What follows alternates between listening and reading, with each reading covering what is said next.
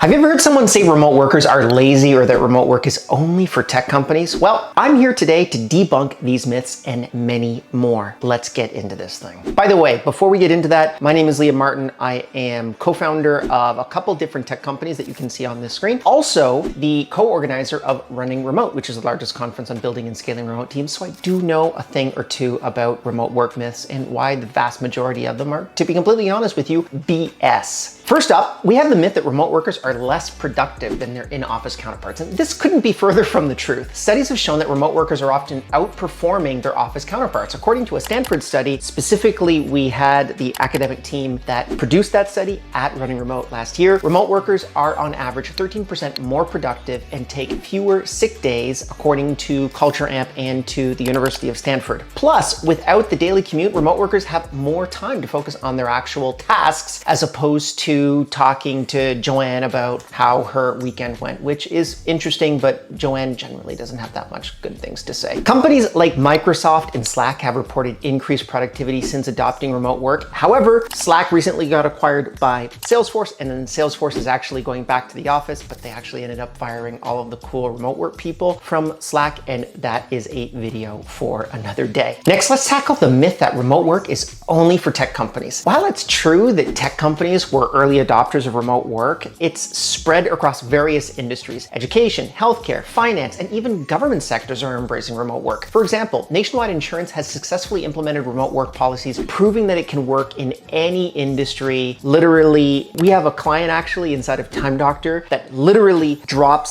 cement. So basically, they pour cement as a company, and their actual people that build these cement structures are not remote, obviously, but all of their support staff are. So literally any business in the world can at least be in part remote or at the very least hybrid. There's actually very good data to show that the full salinity point for remote work is approximately between 65 and 75% of the US workforce, meaning the jobs that cannot be remote are essentially the other side of that equation, between 30 and 35%, if I got my math right. So it's important to be able to recognize that during the pandemic, we actually were almost at complete full salinity, about 65%. Now we're sitting at about 35%, depending upon the data set that you take a look at. So we're definitely back down. However, that number has essentially remained stable, and some studies say that it's going up in the last couple quarters. Another common myth is that remote workers are always available. And the truth is, setting boundaries is crucial in remote work environments. Just because you're working from home doesn't mean you should be available 24/7. Tools like Slack and Asana can help steer clear expectations and boundaries and encourage your team to stick to regular working hours and maintain a healthy work-life balance. Also, if you're implementing asynchronous management, which is what I would suggest that you do based off this particular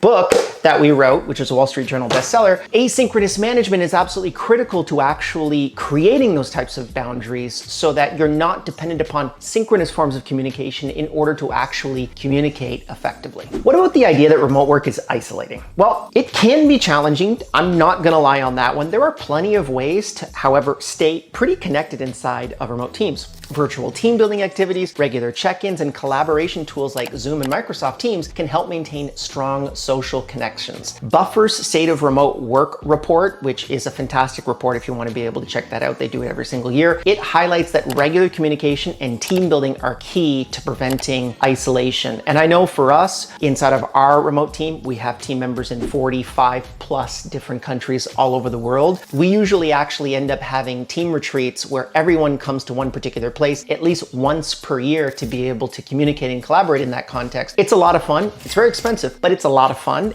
And I think that that's another really great avenue. If you're thinking, hey, remote work is always going to be in your home office, not so much. You actually should be meeting on a regular basis in person. And lastly, this is one that I want to actually address because this is the one that probably most employees are concerned about, is there's a myth that remote workers have fewer career advancement opportunities. And in reality, remote work can offer just as many opportunities for, honestly, massive, massive growth. Many companies with remote first policies, like us, promote from within. And it's all about visibility and making your achievements known. LinkedIn's remote work report found that remote workers can advance just as quickly as their in-office peers, providing they actually stay engaged and proactive. So those are the big ones that I have. Do you have any other myths that you'd love to be able to post? Put them down in the comments below. I'd love to be able to do a follow-up video footnote to this. In my opinion, remote work isn't just for tech companies. It doesn't mean you're always on call. It can be incredibly productive. It's not isolating, and if done right, it certainly doesn't hinder career growth. And if you found this video helpful, be sure to like and subscribe to this particular YouTube channel and share your thoughts in the comments down below. Even if you completely disagree with me, I'd love to be able to keep the conversation right down there. And don't forget to hit the bell icon and the subscribe button. If I don't ask that question every single time, then the chance of people subscribing goes down by 50% if you've already subscribed. Thank you very much. I'll see you next time.